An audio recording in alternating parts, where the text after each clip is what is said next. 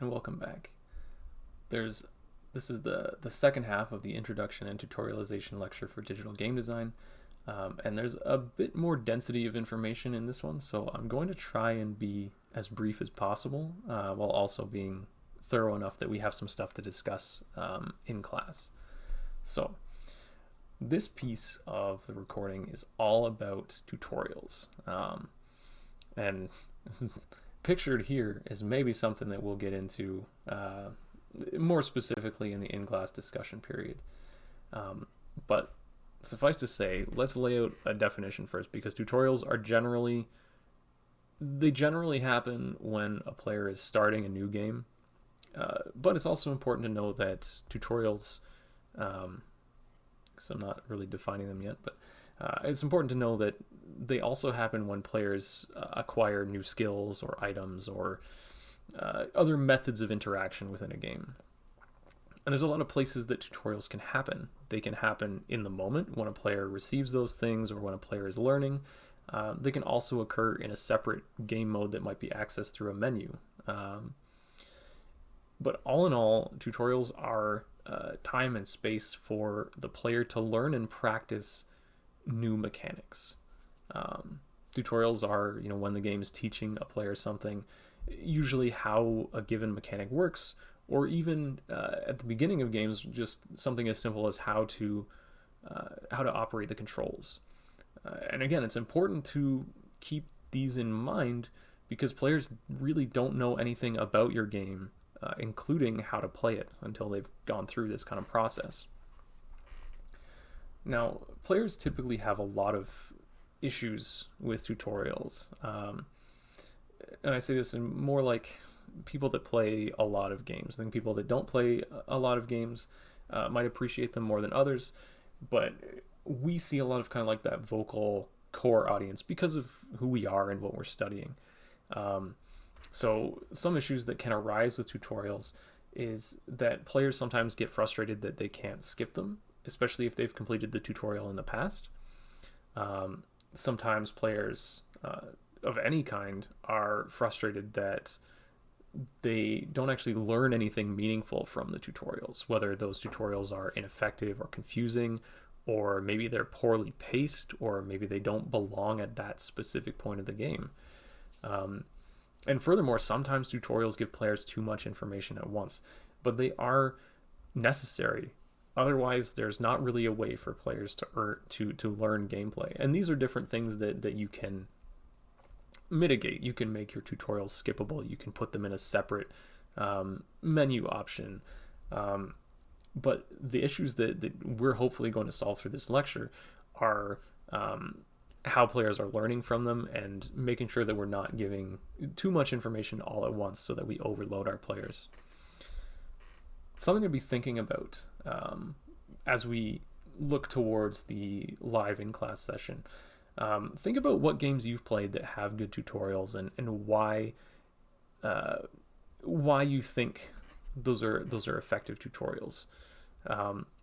We're going to answer a little bit of these other questions today. So what do you think is important in a tutorial and how can you design a good tutorial? But certainly if you have other ideas, bring them along with some examples, and I would be extremely happy to kind of discuss some of those other techniques as well. Today, and in this video, I'm thinking specifically about, okay, how do we design an effective tutorial? And effective tutorials are not just about explicitly teaching the player. There's so much more to designing a good tutorial than throwing up a text box, or having a first level that does a lot of hand-holding, where it's like, go here, do this thing, do that thing. Games are able to teach players how to play without needing to use text boxes or breaking up pacing or impacting the fun of a game in any way. So the rest of this lecture is kind of filled with ideas and things that you can think about to help make that process more effective. Certainly, you can have a hand-holding first level. You can use text boxes. But while they're sufficient, maybe they're not always the best option. So what I'm kind of looking at today is a bunch of different methods and things that we can rely on or things that we can use to help make tutorials more interesting, more palatable, and more approachable and effective. You don't need to use all or even any of these ideas, but as you're thinking about them, you'll start to recognize and you'll see a lot of these patterns in games once you kind of have an understanding of what these things are talking about. So here's a quick overview of all the different techniques. We'll do a little bit of a deep dive of them, and then we'll, in class, go over additional content if there's any confusion that comes up. So here are the things that we're talking about today. First, thinking about how to leverage a player's understanding of real-world relationships, of in-game items to how they might behave in the real world. 2, making sure that you're providing any in-game instructions in the context that they're actually needed. Getting instructions out of context is very confusing. 3, avoid contradicting a player's knowledge of similar games or real-life counterparts. This, again, is something that you can break any or all of these rules provided you have a good reason, right? But this is a good one to kind of stick to and can justify a lot of design decisions. 4, introduce mechanics one at a time. Fairly simple, cut and dry. 5, think about substituting blocks of text with images or animations to make things easier to understand. 6, think about building instructions into the game world, if possible. 7, provide safe opportunities for players to practice new features and new mechanics. 8, avoid distracting the player with lots of kind of unnecessary UI or unnecessary text during the tutorial. And a few more. 6, thinking about how you might use elements that are outside of the game world to communicate or teach core mechanics of the game.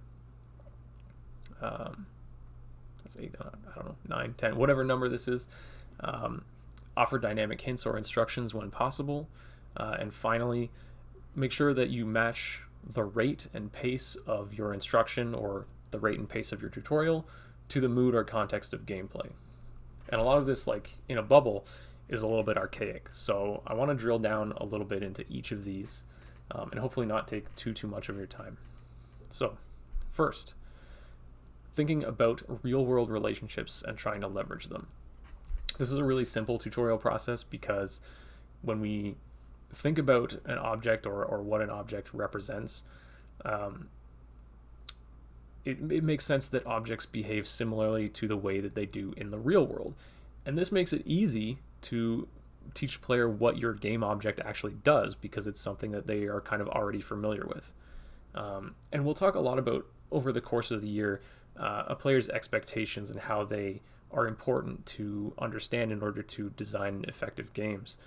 But in this case, a player's expectation gives them like a baseline to understand the different objects in your game, and that makes the job of tutorializing what those things do so much easier. A simple way to look at this is to say, okay, well, let's take the shovel or any of the tools in Minecraft. Here I've got specifically the shovel, but in the real world, I use the shovel to dig things up. And so then it makes sense that in the world of Minecraft, a shovel would give me the opportunity to dig holes in dirt or other surfaces. And so that gives the player a basis to understand and kind of explore from there how this object works. And you don't have to have a big old text box that's like, hey, use the shovel to dig holes in the ground. So that one's pretty simple. Next is, again, another relatively easy one to figure out and to conceptualize, but providing instructions to the player in the context that they are needed. So players really should be learning new mechanics in the situation that they're actually going to be using them. Outside of a situation where that mechanic or that item is relevant, if you tell the player the controls or the action for this thing, it might not make sense. And then when a player really needs to use this thing, they might not even remember at the time. So if you look at, again, kind of like the Metroidvania styles of games, this is it's kind of dressed up with lots of sci-fi lingo, but this is essentially like the high jump boots of its relevant game. And this just pops up when you pick up the item. It says, okay, cool. Now you have a higher jump. Congratulations. Very easy to understand. Much better than, at the beginning of this game saying, hey, you'll get a field disruptor later that will augment your jumping ability. And a player might be left wondering, well, what the heck does that mean? Jumping, again, is fairly easy to understand, but with more complex items or more complex skills or mechanics, this becomes really, really relevant. Additional context can be really interesting too, right? Like, this is kind of a dynamic tutorial in the sense that some players may not even encounter it. But at the very, very beginning of Hollow Knight, if a player hasn't jumped and doesn't kind of cross this gap as they travel from this side of the screen to this side, if a player falls in this gap, they get this button prompt that tells them how to jump. So in this case, the game is kind of assuming that the player doesn't understand how to achieve verticality. And so if needed, the player is told how to jump in the moment that they need to jump in order to move from this piece of the level up to this one. Again, fairly simple, straightforward, cut and dry. Some tutorials don't take this approach though, and this is not necessarily the only approach that's used in Just Cause 2. But if you remember, I haven't seen a whole lot of these recently, which is nice. But there was this trend a few years ago where during loading screens, a game would throw up a picture of the controller and then just label it with a bunch of stuff. And this is problematic for a couple of reasons. First of all, again, we don't have context for what any of these are. In particular, if you've never played Just Cause or aren't familiar with whatever this is, you might be wondering what the heck a stunt jump is and why that's on this button. So again, context is really important for that action and some of these other ones as well. Secondly, the second problem with this specific kind of implementation is that if this is the only way you're presenting your controls to the player, keep in mind that loading screens are only up for a limited amount of time and really end up being dependent on a player's hardware. So, if your player has, a billion gigs of RAM and like an SSD that the game is running off of, this screen is going to be up for maybe like 2 seconds, or 2 milliseconds realistically. So, this might not be the best approach. Anyway, up next, let's say, up next is this idea of providing safe opportunities for players to learn new mechanics. Now, ideally, you shouldn't put your player in danger when you're introducing a new item or new mechanic or new kind of method of play. This doesn't mean that you can't make the player think that they're in danger. But it does mean that you have to design around that piece of the environment or that piece of the level near this tutorial piece being something that's a little bit more approachable and a little bit less actually threatening to the player. So even if you have enemies, maybe those enemies are a little bit weaker. You probably don't want to have any instant death pits near this while the player's trying to learn, and so on and so forth. A good example of these kinds of things is to look at the way that dungeons are set up in the Legend of Zelda series. Pictured as Link to the Past, but if you're familiar with something else, you can kind of imagine that. But this is getting the hookshot in Link to the Past. This is kind of a big room with 2 levels, so you can see there's kind of like the upper areas and then this lower area that's kind of flooded with water. But what's interesting about this room, and to kind of examine it, is that all of the enemies in this space are actually down on that lower level of the floor. All of the interactables for the hookshot in this room are on the upper level. So in the case of this game, the hookshot, you throw it out from wherever your character is standing. It will attach to a pot or a treasure chest, or in the case of this example, these kind of skulls. Sorry, laser pointer, these kind of skulls here. And so all those interactables are on the upper level, away from the enemies, despite the fact that there are still enemies in the room. So it still feels like a potentially threatening situation. But the player has this freedom of this kind of like smallish space to understand how their new item actually works.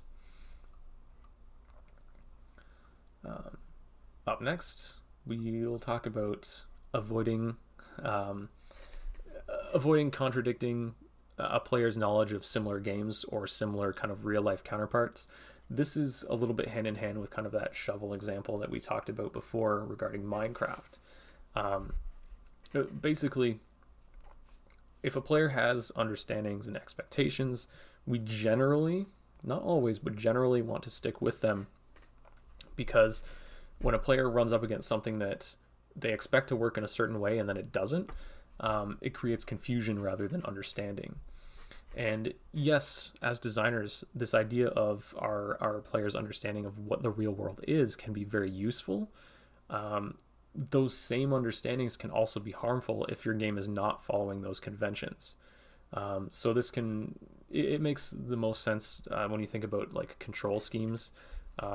The WASD to move and space to jump on PC platforms is pretty ubiquitous, right?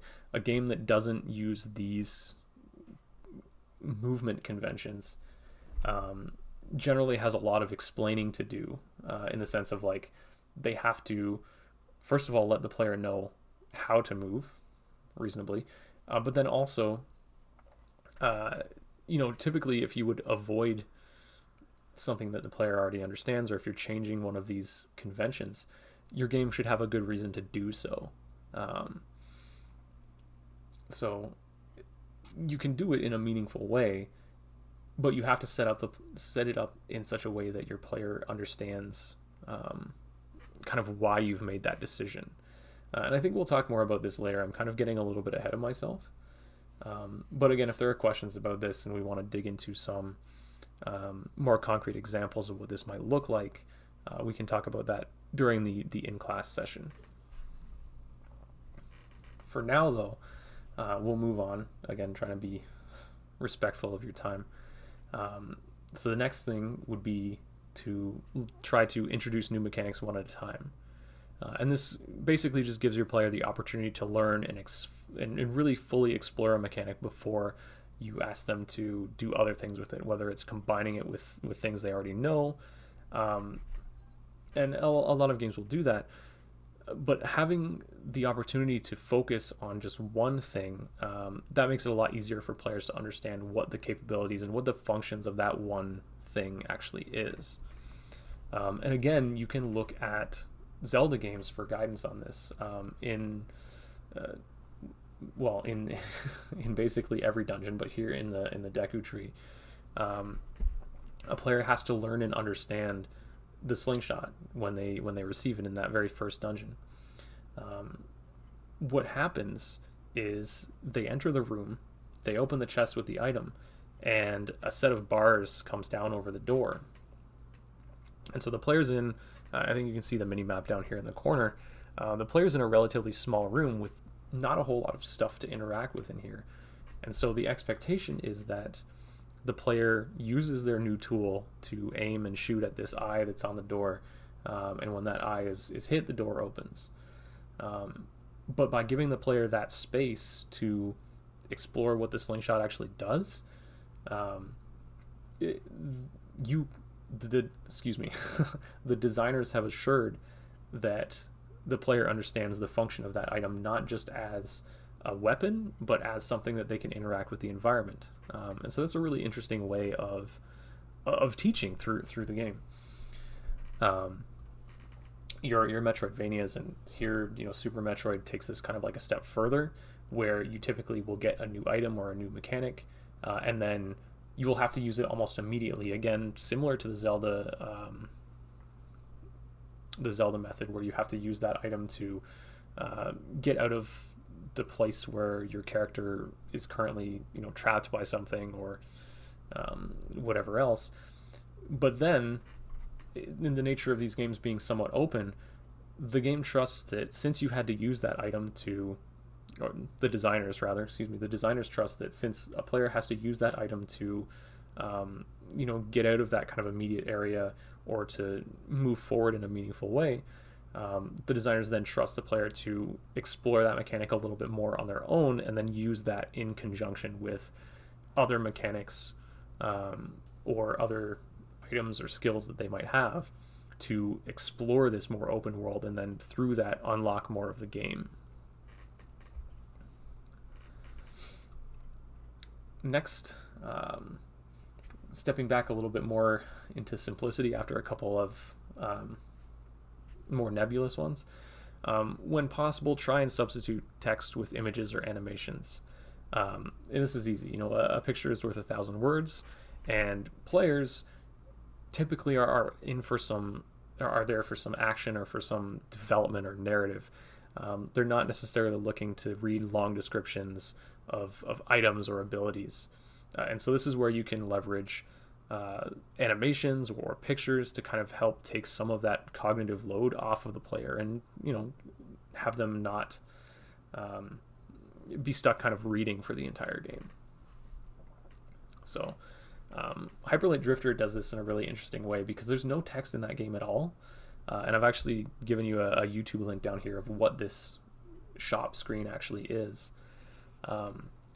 But it's kind of what you're seeing here, and it's hard since this isn't a GIF. But this is a shop where the player is buying like new weapon abilities, and rather than the shopkeeper explaining that, hey, this is like a charged strike that does more damage, we have this animation that plays in this little square window of the character charging up a slash and doing like a big hit to kind of show the player again what this thing is that they'd be purchasing and hint at what its usefulness might be. We also see a lot of like mobile and a lot of casual games do this as well. I mean, I'm looking all the way back at Angry Birds, but rather than explaining how to use the slingshot, there's this animation of, pulling back on the slingshot and shooting the bird at the pig. And then you also have this like checkbox to say, okay, yes, I'm the player, I'm going to tap this, I understand what it is you're trying to show me.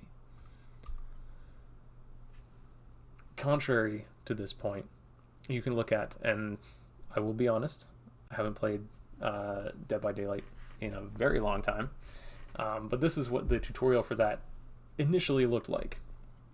It was kind of like a novel. So we've got a lot of lines of text here that we can see, which is kind of like a lot of reading if I just want to go and be scared with my friends. And then you realize that, okay, this is a lot of text. But looking at this this image, we see that we're selected, the piece of the tutorial that's all the way over here. So we've already done a whole lot of reading. And none of this is in context to what's going on in the game, right? I don't know what most of this information actually is. And so there was a little bit of a misstep here at the time. Again, I don't know if it's been improved. If it has, hats off and kudos. But at the time, this is kind of the reason why I still haven't played a lot of Dead by Daylight. So next, we got avoid distracting the player with lots of text boxes or unnecessary UI. This is kind of a simple guideline to understand because we want players to be able to focus on the things that we're teaching them. And when you take away all of the kind of like extra fluff, all the unimportant stuff, that helps the player focus on either the parts of the screen that they need to pay attention to, or the actions or whatever is relevant to that mechanic or item.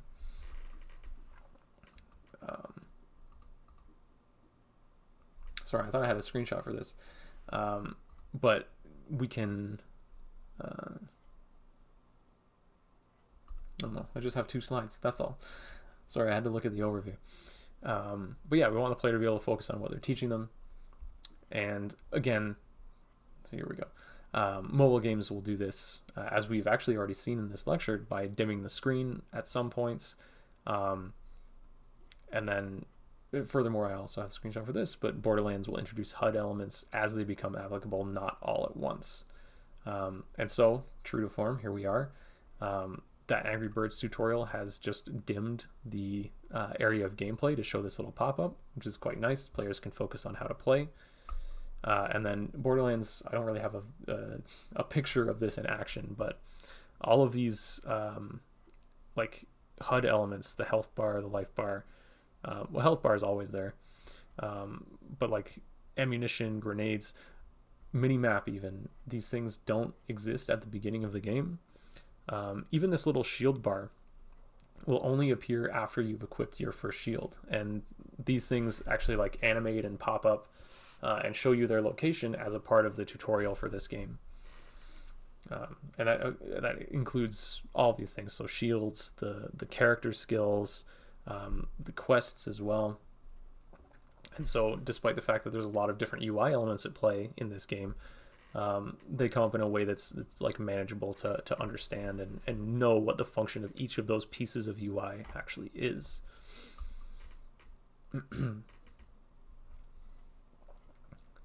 Up next, thinking about building instructions into the game world. This is basically using elements that exist within the game world that are I would say real to the characters, can also be beneficial. We'll talk more about like this concept, things that are real to the characters, later this year or in second year. But using things that are real to the character, what you need to know now is that this can add to immersion because these instructional elements actually exist within the game. And so they're real to the characters. And you can do this kind of very, very directly or very, very indirectly. On kind of the more direct side of things, you can look at the way that Binding of Isaac shows its controls, kind of like dug into the floor of the first room you ever play. But you can also learn in the game world in kind of less direct ways and kind of stepping backwards. So like Mirror's Edge, I would normally have a lot to say about this game. But in Mirror's Edge, to make things brief, the color red becomes very important to the player, and red objects typically will like dictate workable pathways throughout the level for the player. And so following the color red becomes kind of like second nature to work towards the goal of each level. The Dark Souls games also do this in really interesting ways. There's a lot of, like, in these games there are typically areas that are very dark or that have a lot of like busy like wooden debris and kind of garbage. So this like Blight Town, and I actually forget the name of this area in Dark Souls 2, but it's fine because it's illustrating the same concept.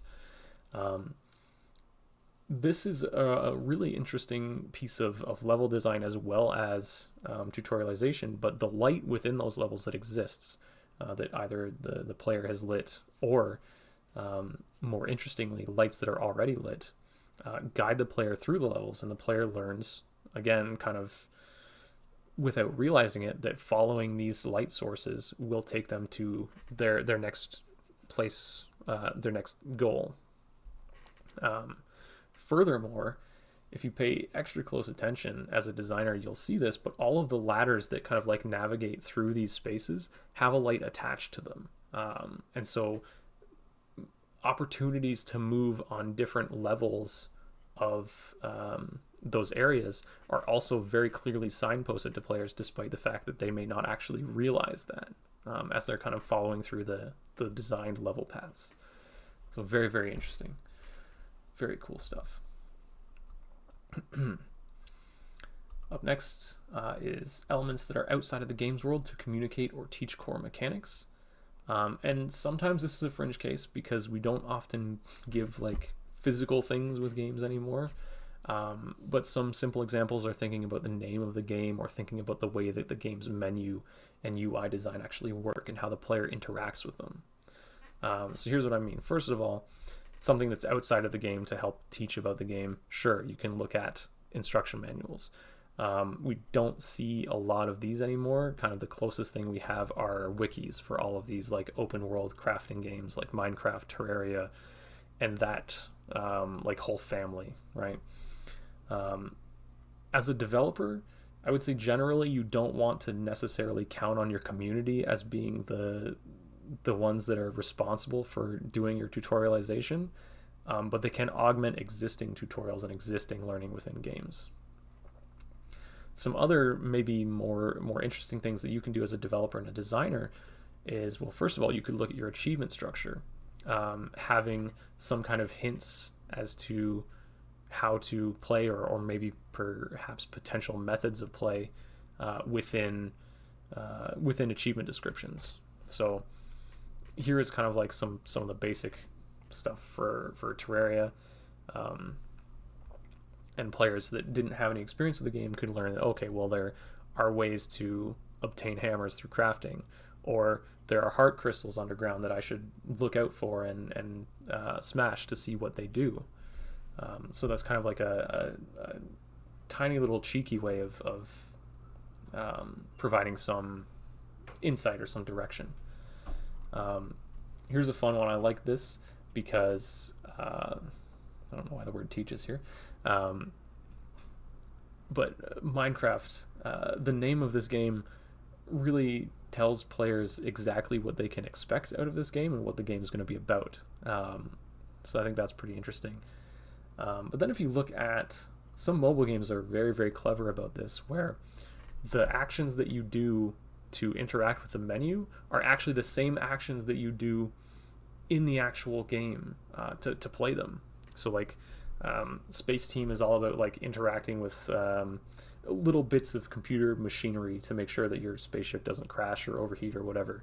And to actually play, you have to interact with one of those like little knobs, turning it from off to play. Fruit Ninja is much the same, where you swipe pieces of fruit to access different parts of the menu, and you get to see the fruit like explode, and you're like, oh, okay, well, this is what the game wants me to do. And so it gets the player familiar with those actions and those controls before they're even in that main gameplay loop.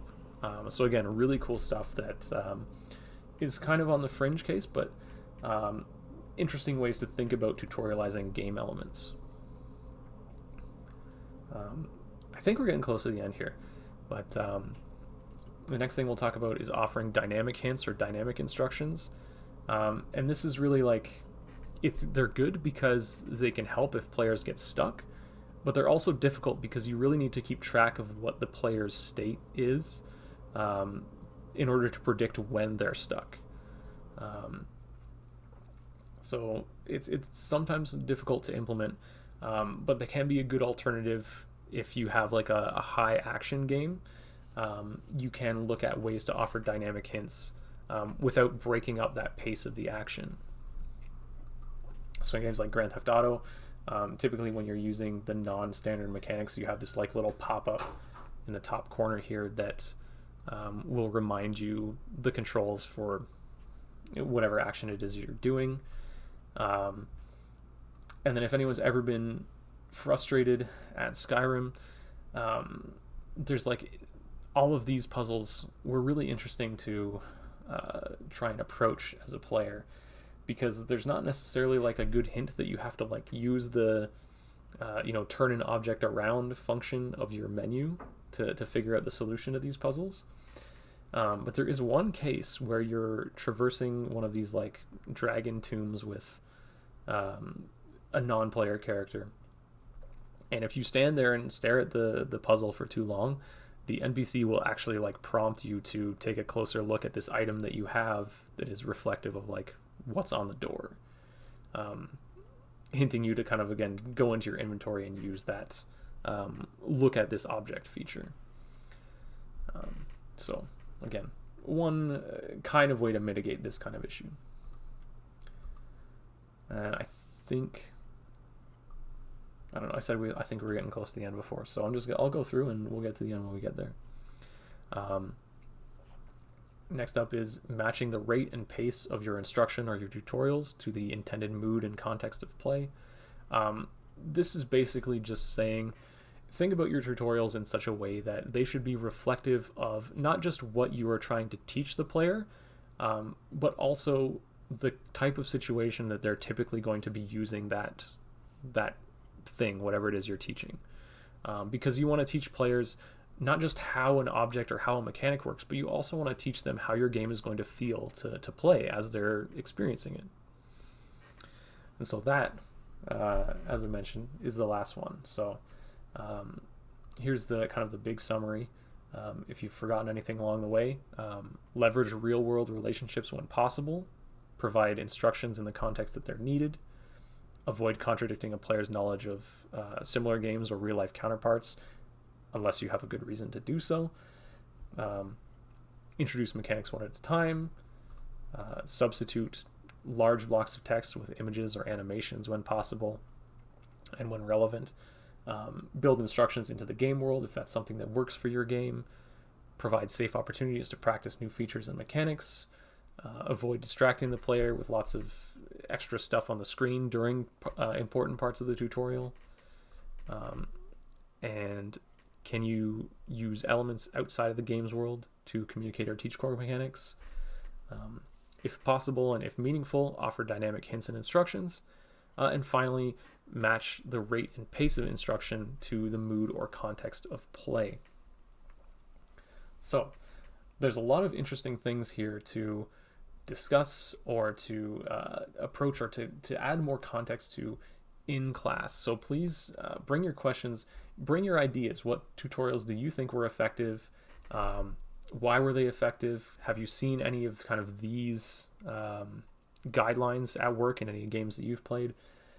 And moreover, if there's something that you think helps make a good tutorial that hasn't been covered by this kind of list here, it would be great to kind of share with the class and discuss and see if we can figure out what it is and why that's effective and how we can use it going forward. So thank you very much, and I will see you in class.